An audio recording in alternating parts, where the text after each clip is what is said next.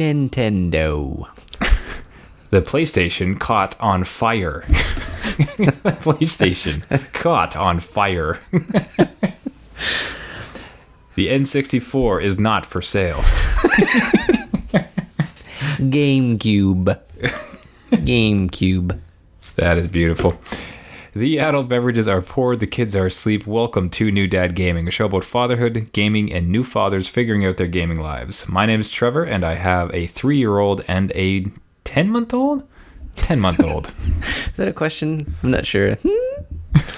But I'm Jeff, and I have a almost 8-year-old and a 5-year-old. Yeah, staying 9, I was like, no, wait, we took the 10-month-old picture, so it's official. You're doing that, eh? Let me know if that falls off. We managed it with the first one, and so far we're keeping track. Okay. And I won't say which month, but I think somewhere in the 2 to 4 or 5 month range, we might have just faked it. Right. And had a photo that was maybe like only a week apart. Yeah. You're like, you didn't change much in this month. It's like, wow, it was kind of a slow month for you, buddy. Yeah. I need to mention a story. It's actually from 2 weeks ago. So listeners would have noticed my audio was a little off. And of course, apologies for that. We always try to have top quality audio here, as clearly made from our great audio warm-ups this episode. But what ended up happening is, for these calls we record remotely, and it's important that we see each other for the interaction, so we have webcams. The webcam I was trying to use was a PlayStation Eye from the old PlayStation 3 days. Now, why do you have a PlayStation 3 Eye, you ask? Great question. I do ask that. I was trying to jury-rig a virtual reality headset, or at least like head tracking for Elite Dangerous on my PC. There is this, it's Trinus VR, it's called Trinus VR, and it will look at your face and look at the position of it, and based on turning left or right or up or down, it'll move your in-game camera. So it's not quite VR, but you're looking at your screen, and if you look left a little bit, your character looks left. So it's a step of immersion. Right. There's also a different version where you could actually strap like a phone to your face, a la Galaxy VR, or something akin to that, and then your computer streams to your phone. The camera watches your face move around, and it gives it VR. Okay. So, needless to say, that didn't work. Where you're at with this? So that didn't work at all. No. Okay. But I was left over with this PlayStation Eye. Wanted to use it as a webcam. Instead of working as a webcam, it worked as a mic. Oh. So that episode is me recorded through the PlayStation Eye. Through the past of... And it sounds like... I almost wish I had like more crackle, like it's an old-timey radio instead. Yeah, we could go for an effect. Like, we meant to do this. Welcome from the past. Hello, everybody. Crash Bandicoot is huge.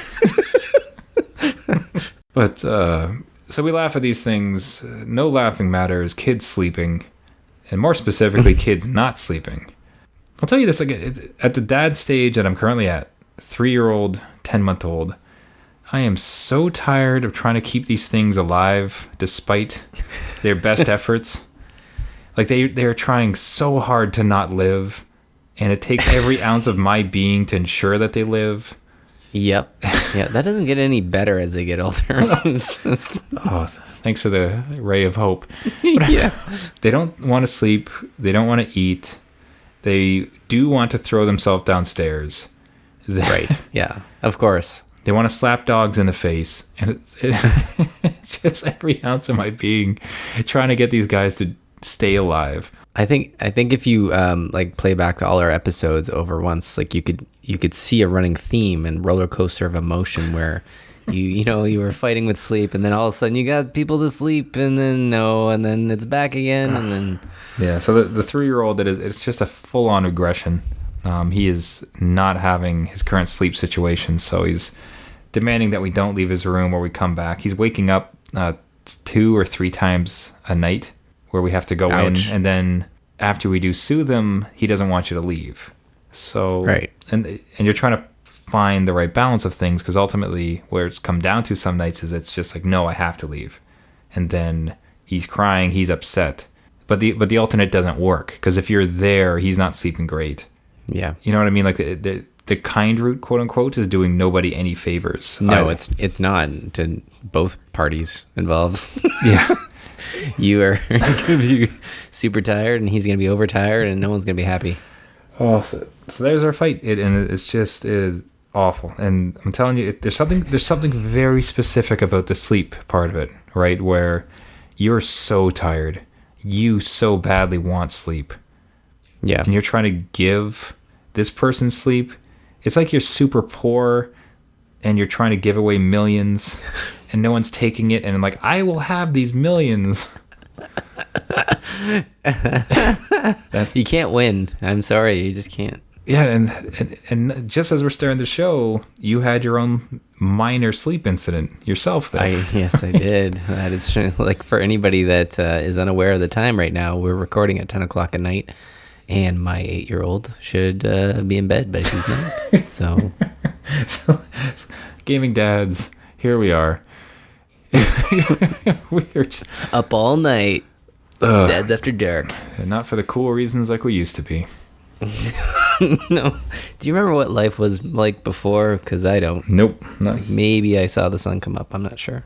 I can remember a few instances. There's this one case. It was Batman Arkham City. Wait, is Arkham City the latest one? It was the second Bat one. It wasn't Arkham Asylum. I think so. Asylum City, I think. City's right, because then Night was the last one. Okay, so City. Yeah. Fantastic game. It's so deep, so much going on, such an amazing feeling to it. I can recall that it had just grabbed me. And I was up until 5:36 in the morning playing it. Whoa, those are big numbers. Yeah. Those are pro gamer numbers right there. They are. Definitely pre-kid numbers, but it was... Yeah. And it was one of those intent, like, okay, I'm going to just play until maybe 11 or 12 and I'll go to bed. And it just gripped me the entire night. Just like, I am playing this game. This is amazing. And I look back fondly. Yep. Yeah. You look at the times now. So the kid, if he's waking up at like 4 or 5 in the morning, it's like, there was a time when on some of the worst/best gaming nights ever, I would just be going to bed now because I was having so much fun. And here we are. I thought you were going to say you're going to turn to your kid and be like, hey, you want to see some Batman? Yeah. It's like, okay, you're awake now. Let's do some Batman. Whatever. Let me show you something. Yeah. But besides sleep issues, how is parenthood or gaming treating you these days? Besides the minor interruption tonight, it's relatively okay. Summer nights play tricks on our kids. I don't fully agree with the sun and daylight savings time and all this shifting around. So it's been okay. The kids have been at camp every week because school's out, and they've come home tired and exhausted from their day's work. So it's good that way, but they can become overtired quite quickly. In terms of gaming, though, just kind of linking it up with the previous episode and my kids watching Jurassic Park. They wanted to see Jurassic World Lego version in the game realm. So we downloaded the demo just to test it out. And I am probably going to go in depth quite a bit on Lego games, maybe at a future episode, because I find them infuriating. Like, I thought I was expecting the positive spin. It's like some of the best games experiences you can have.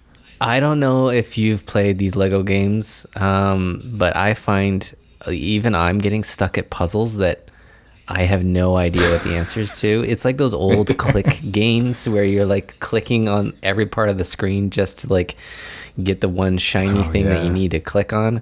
That's what Lego games are, because they're not based in reality, right? You're like, well, I didn't know that one guy could build a ladder that I need to get out of this cave. So like, how am I supposed to know that? So, but the kids had a blast with it, obviously from the theme of Jurassic Park. But yeah, I do not like those games. Man, that could be such an infuriating moment. So you're having this great dad gaming moment with your kid, and then you get stuck. Like, you and your kid get stuck on a puzzle, and then you, the veteran guiding dad gamer, can't do it. Trevor, I had to look it up on GameFAQs. Oh yeah, immediately. And it's not completely my fault because the game wasn't grabbing the input of the controller when it's supposed to. So yeah, it was not my fault completely. But yeah, those puzzles are hard for them to solve, and then they give the controller to me, and I'm like, I don't know. That's like a nightmare. Anyway. It's like them asking you a math question and you don't know. Yeah.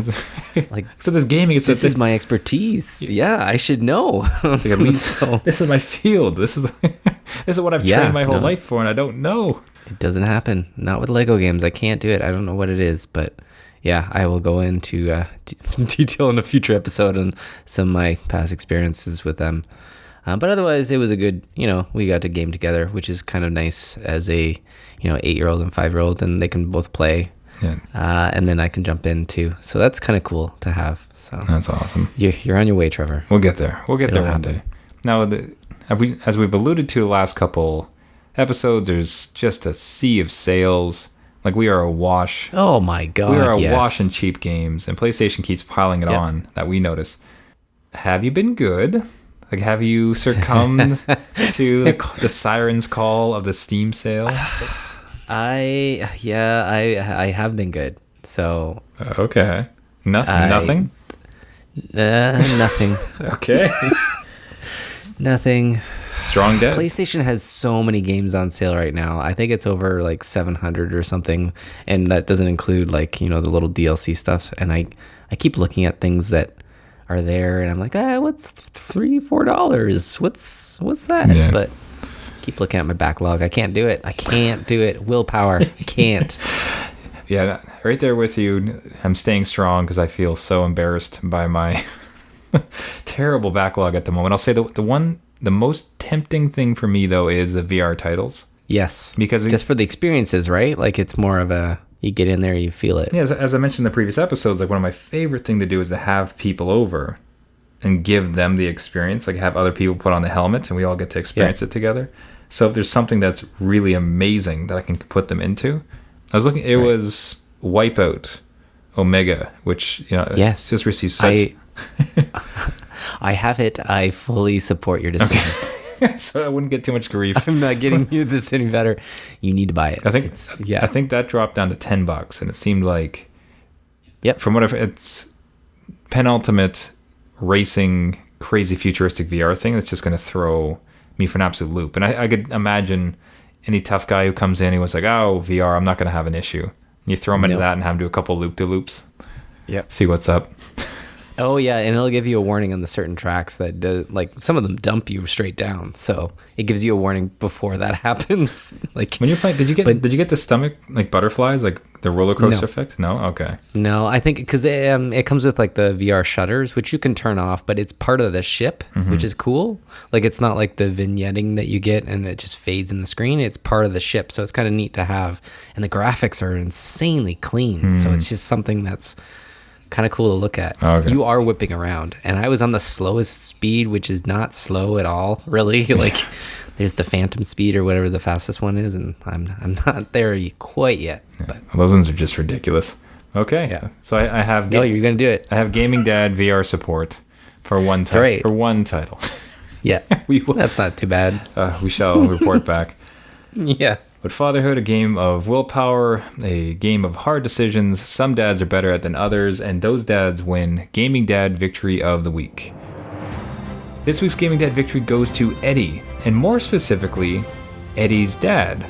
Even more specifically, Eddie's gaming dad. So the post title goes, "My dad said he'll get a PC for my 6-year-old brother, but it doesn't look like it's for my brother." And if Jeff, you want to give us a rundown of what we're looking at on this photo. So with that title in mind, there's a picture of an older gentleman testing out the computer in a gaming environment. So he's fully on there, ready to go. I'm not sure what game he's playing, but he seems to be testing the machine for the 6-year-old. Yes. Who knows? He might be at it for days or weeks. We'll have to check back. So I'm seeing here it's the Red Faction collection. Oh, is it? Okay. Well, okay. Yeah, he'll be in it for a while then. Yeah, so he's... So it's just like... This is fantastic. And again, it's one of those pictures that more feels like a glimpse into our future. It's like, no, I hope so. Listen, I have to buy the gaming PC for my sons. Like, that's not so much about, okay, well, look, I got to set it up. I can't just... Exactly. Well, we got to see how this puppy runs, right? I got to optimize it. Let me just dabble in the keys a little bit here. Like 6 Overwatch hours later, and here we are. Yeah. It is timely though, because I am looking at a PC for my son, so I'm like, I can see myself doing this. Okay. Get a little bit gaming PC like. Jump in, dip into the Steam a little bit there. See what's in the old backlog. See what you can get through. That's right.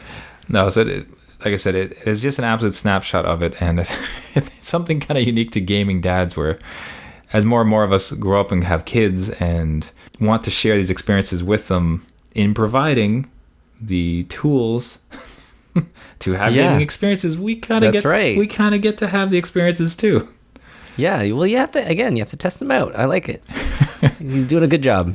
Well, I think the real win will be when he has to buy the second one. Well, look, we have to monitor and play some LAN games with our kids. That's irresponsible as parents not to game with your kids. That's right. Or he starts upgrading this one. He's like, no, we picked the wrong monitor. We needed like a super wide one. Hold on. Yep, so for charting the path as buying consoles for the younger generation, Eddie's father wins this week's Gaming Dad Victory of the Week. Congratulations to Eddie and Eddie's father. If you would like to be nominated for Gaming Dad Victory of the Week or know somebody else deserving, please reach out to us at our website at newdadgaming.com. New dads, listen up as we go over this week's highlight and what happened in the world of gaming. Gravity Rush 2 fans are petitioning Sony to keep servers online in order for new players to get certain items. The game has an online component where players can interact and compete with each other through challenges, photo reviews, and even treasure hunts. Most of these modes allow for players to earn certain cosmetics only available through these online challenges, so gamers are asking for the servers to remain online or for Sony to issue a patch to release some of that online content. Dead Island 2 was announced way back in 2014, and gamers have heard or seen little since. Well, rest easy, as a Twitter post from publisher Deep Silver has confirmed the game is still in development and will reveal details at a later date. Dead Island 2 has had a rough past, with the original developer Techland leaving to make the gaming blockbuster Dying Light, and that series and the sequel that came after. Zombie apocalypse games can be quite crowded in the market today, but we hope to see what Dead Island 2 can add to the subgenre. And fear not about Nintendo's gaming library. Devolver Digital, the publisher of such games as Hotline Miami, Swords of Ditto, Broforce, among many other indie titles, has said that they have over a dozen unannounced games coming to the Switch by the end of 2018. Devolver Digital's games seem to be quite well suited for the Switch's portability and could grow Nintendo's library of popular indie titles quite quickly. We'll have more as it becomes available. And Todd Howard, the game designer, director from Bethesda, has been known for Fallout and the Elder Scrolls series, has commented that he believes VR will be fully realized by the third generation of its accessories. He notes that the challenges that they had to overcome when porting Fallout 4 and Skyrim in the current VR models were troublesome, and hopes that the VR will hit its stride 2 more iterations down the line. As VR owners ourselves, we can only hope for continued developer support and start getting more of those AAA titles out for these machines for people to experience. And a feel-good story. Overwatch has raised over $10 million for breast cancer research. The pink Mercy skin that was on sale in May was $15, but with all proceeds going to the Breast Cancer Research Foundation. The donation is the single largest corporate donation in the foundation's history and will be contributing to going towards research and support for cancer victims. This is what cosmetics should be about, and we hope to see more of this in the gaming future. And some gaming release highlights for this week included Red Faction Guerrillas Remastered for PS4, Xbox One, and PC, Jurassic World Evolution for PS4 and Xbox One, Runbow for PS4 and Switch, and Spirit Sphere DX for 3DS. That's it for the gaming news for this week. Catching up and tune in next time for another update. Had you ever played any of the Gravity Rush series? Yeah, I did. I played the demo, I think, of the first one, the remastered one. It was kind of cool. It was neat. It wasn't enough for me to plunk down money on it, but it was a neat concept. Yeah, I can remember. I definitely got it. That was one of the ones, much like Shadow of the Colossus, where not being a PlayStation owner, I looked in and saw that game, thinking it. Oh, right. That looks gorgeous. Like that's such a cool mechanic. Want to do it. So when it came out on the remaster, I was all over it. Played it, beat it. Fantastic game. Yeah. Loved it. 2, I mean, it's one of those things where maybe on a sale, I could go back and give that one a shot, because I don't think I've ever seen flying feel as good as it did in that game. Which is funny because it's not technically flying. You're actually just falling with style. Yeah, you're like, you're just targeting it. Yeah. But something about like how chaotic it is felt so amazing, because usually flying is kind of, it's as if your character's almost just glitching and you're like up and left and right and you go around, but this is you're really just like hurling your body towards something. And the way they did the speed and the wind and everything else, like that experience of it alone made it worthwhile for me. Like that was fantastic. So yeah, I've just never pulled the trigger on it, because it is like such a beautiful game too, and the art design in it is quite different than, well, it's very Japanese, and it's just kind of a breath of fresh air sometimes. So I can see myself maybe during the Sony sale that's on now, I'll have to check if it's available. Who knows? Oh no, I've convinced you. Yeah, you got Wipeout. I'll get Gravity Rush. I just like it too, because there was this. There's a few moments where it just became very much a Japanese game. Yeah. Where everything's kind of plodding along. You're like, okay, I'm making good progress. Ends kind of around the corner. This will be fine. And then it just takes a tangent onto a left turn. You're like, oh, come on, don't. Not a whole new section. You're so close. Don't do this. Like, an unnecessary left turn. You're like, oh, damn it. All right. Well, now we'll collect these things, I guess. Yeah. You twisted my arm. Now, the third generation for VR. Now, it was interesting coming from that guy from Bethesda, because he would obviously have very pertinent experiences with VR and preparing it with Skyrim and with... Yeah. What was his other one that you did? Well, they did do Fallout for PC, at least. So yeah, so Fallout and Skyrim for VR. So obviously he would know what he's talking about. Third generation, so 2 generations past what we've bought. Yeah, and then they'll get it, and then it's gonna be A-okay. So does he need time? Is that when like the next Elder Scrolls will release? And he's like, hold on, that's what give me 10 years. Feels about right, because I mean, so the numbers, they're good. I mean, so the PSVR, as best I know, is like they've passed 1 million units, which is that's good. You know, it's sizable. Now the PlayStation itself is obviously so much, tens, 100 times that. So it's kind of hard to compare. But like, as a small test market, it seems like there's enough appetite.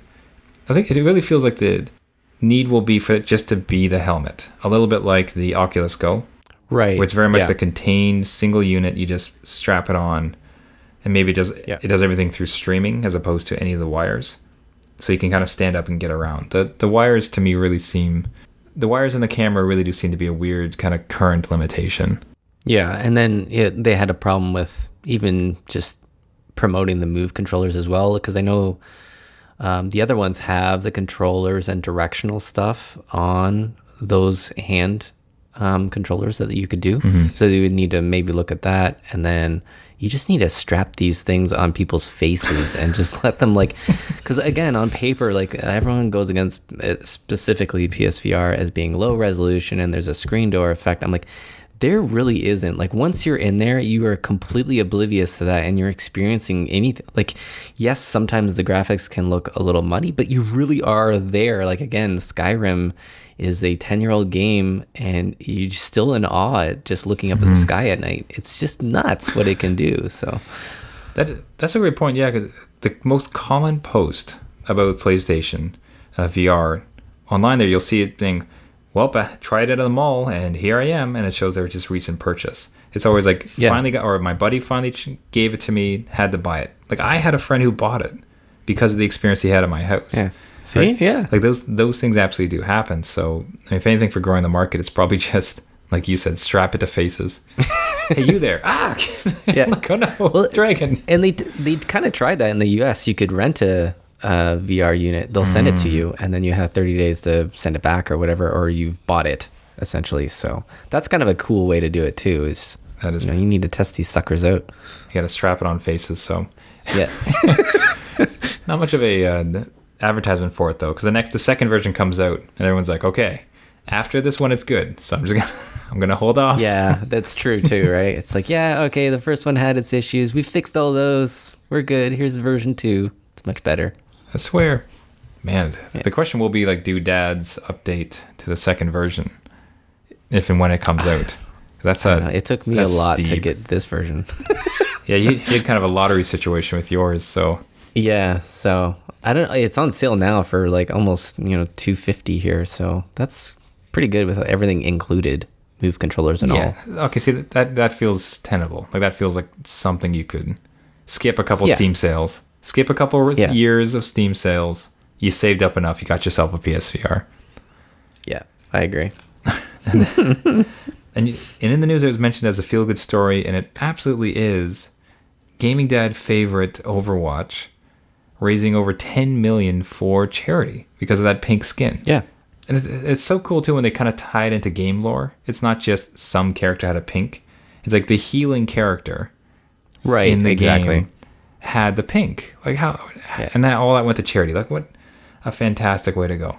Yeah, and that wasn't a cheap skin by any means. Like $15 is quite a big price for a cosmetic, but that's, again, I would like to see more of that, where a cosmetic or something goes to charity or to a cause or something that it's not game breaking, but you're supporting something outside of the game too, which is kind of neat. And they raised 10 million, I think, in like a 2-3 week time period of whenever it was on sale. So that's quite a bit of money, especially for being the number one corporate donor in this foundation's history, just that little time period. So yeah, that was wild too. The highest in that industry, the highest donor ever.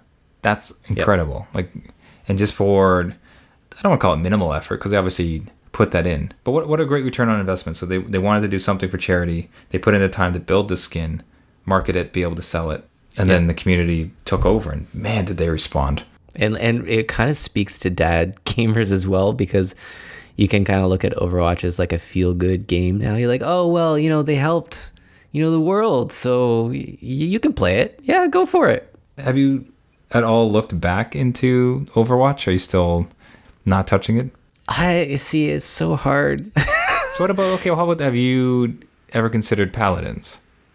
No. Paladins is a free-to-play game. It is very much Overwatch-esque, in so much as it was straight up called out for cheating and like stealing a lot of the character design. But I think it's since then kind of proven itself to be its own game.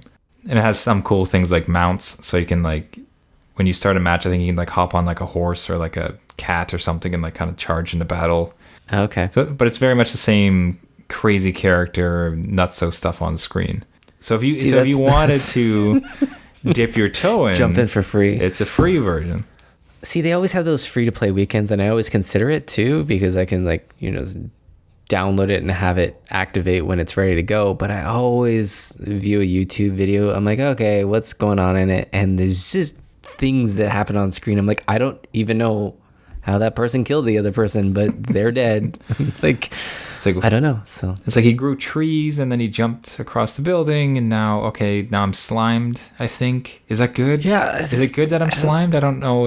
Is that a benefit? I don't know. I have no idea. But that being said, I might jump in at one point, even just to show maybe my 8-year-old, because it's not, it's violent, but it's not like, it's all kind of mythical things. It's violent where a tree is throwing its bark at a wood nymph. I think it's fine. Yeah, exactly. And it's just, again, it's kind of in his area of something that I want to train him to do, first person shooters a little bit, to get the eye-hand coordination so I could play with him. There it is. Because he's not there yet. So I kind of wanted to start him on something. That might be a good one. We'll see. Now, have they kept playing Rocket League? Have you still been playing Rocket League? Not really. It's really just my kids playing each other in Rocket League and fighting over who's blue and who's orange, of course, because the controller goes to the team color, right? Yeah. So that's usually the thing. But they play it. They're pretty good at it. And anything Nintendo, they're awesome at. I think Nintendo just builds that into the mechanics of everything. But I kind of wanted to get them to do a first-person shooter and see just that eye-hand coordination is very different and very twitchy. just to see if they can do it. Now, with the controller or with the mouse and keyboard? That is an area of great divide and great debate. Yeah, see, I'm struggling with that one too, because I kind of want them to learn the keyboard and mouse just in general as a computer skill. Education, sure. Yeah, of course. Exactly. I might need to buy another computer just. So this year we have the Switch, we have a gaming PC. That's right. Yeah, exactly. Just add to the list. We're good. But no, they should. I think they should do keyboard and mouse if I can do it. We'll see. That's a whole new world for these kids. Well, at least my kids. Obviously not some other kids, but they haven't seen, I don't know, they haven't really worked mice before. It's all touchscreen or touchpad. Yeah, well, what I found curious is my little guy, if we put, in some context, if we need him to kind of stay put for a little bit, I'll add Netflix onto my laptop. Mm-hmm. And he knows how to work the mouse now. Like, I didn't teach him that, but that's with the trackpad. Oh, yeah. So the funniest thing is first he touches the screen, and it's not a touchscreen laptop, so nothing happens. It's not going to work. So what's up with this garbage? And it's like, I know, right? That was back in the day. But then he goes down and he touches the mouse pad, and he moves the mouse around, and he knows how to navigate it. Like, it's kind of scary how fast they pick that stuff up. Yeah. But I guess... Yeah, and maybe it'll surprise me. But you're thinking it would not translate over to the mouse. I don't know. It's just I've seen them work. I have Stardew Valley on my machine right now, and them going from the PS4 version to this version, the mouse is upside down. They're wondering why their character's not going the right way. I'm like, no, it's not up down arrows over here. It's the WASD key. Like it feels comfortable. Just get used to. And they're always trying to reposition and stuff. So it might be a little bit of a learning curve that way, but. Again, that's something they need to know, I think. Just in school, they have Chromebooks and stuff, but that's very much a touchpad. They don't really have accessory mice to go with them. So it's a brave new world out there. I don't know. Actually, I meant to talk about this one earlier, but kind of brought it up just with kids and gaming systems and all that. And we were ragging on buying consoles. I've had a certain draw to purchase a secondhand DS, so Nintendo DS, because I've been out of the Nintendo world for a really long time, which I think any dad gamer out there, when you haven't played some Nintendo for a while, you kind of start to get that. It's like, man, some Zelda would be really nice. Or some it's a childhood, man. It's like you're going back. You're like, yes. Yeah, a little bit of Zelda would be fantastic. I would love to do a little bit of Mario. Some of the newer side scroller ones, like Mario 3DS. Yep. Like, I'd love to hop back into that stuff. So, and then you check it out online, and you're finding these things. It's like $50 for call it 1 or 2 generations back, which I don't see much of a difference. No. And here's 6 games, and it's like, I don't need another console. I don't need another electronic to carry around, and yet, damn, that's drawn to it. There's a song emanating from the portable. It's just like, please drop it. All of our entire dad lives now is just sirens, gaming sirens. It's like, no, don't go to bed, play a game. Hey, buy a console. Steam sale. You even physically tell yourself, I'm not buying that, and all of a sudden you look down, you're like, oh, I guess I bought it. Like, you don't even remember the purchase. You just and I'll say the word something about it. And the worst too, the way that current social networks and everything else are set up, especially Facebook, because they have their marketplace. Yeah. I looked at one once. Like, I was scrolling through, and I looked at one. And now every time I look at the screen, it's like, hey, we found 4 DSs near you. I'm like, oh, come on, man. Yeah, here it is. Oh, look, it dropped $5. Hey, oh yeah, here, more games. What? Yeah, Sirens, man. It is dads and gaming dads wading through a sea of gaming sirens. That's all it is. That's. But I tell you what, the way we're gonna get through this all together, we're gonna band together, get through this all. Gaming dads united. We can do this, everybody. I guess. and on that great call to arms, we'll end it off for this week. Thank you, everybody, so much for listening. This has been New Dad Gaming. If you'd like to get a hold of us, you can find us on the website at newdadgaming.com. We'd love to hear from you for show ideas, questions, Gaming Dad of the Week suggestions, or submissions for that matter. If you'd like to subscribe to the podcast, you can find us on iTunes, Google Play, any other podcasting service, and most recently Spotify. Thank you so much for listening. Until next week, my name is Trevor, and I have a 3-year-old and a 10-month-old. And I'm Jeff. I have a pretty close 8-year-old and a 5-year-old. Jeff, buy us a new console. Buy everything. Buy a DS. Jeff, it's time to switch. Oh, there you go. Yes. Perfect. I'll do it. Look, he said a pun. I gotta buy it now. Like, that's just locked. Yeah, I know. It's locked. That's it. All right. We'll see you next week. See you later.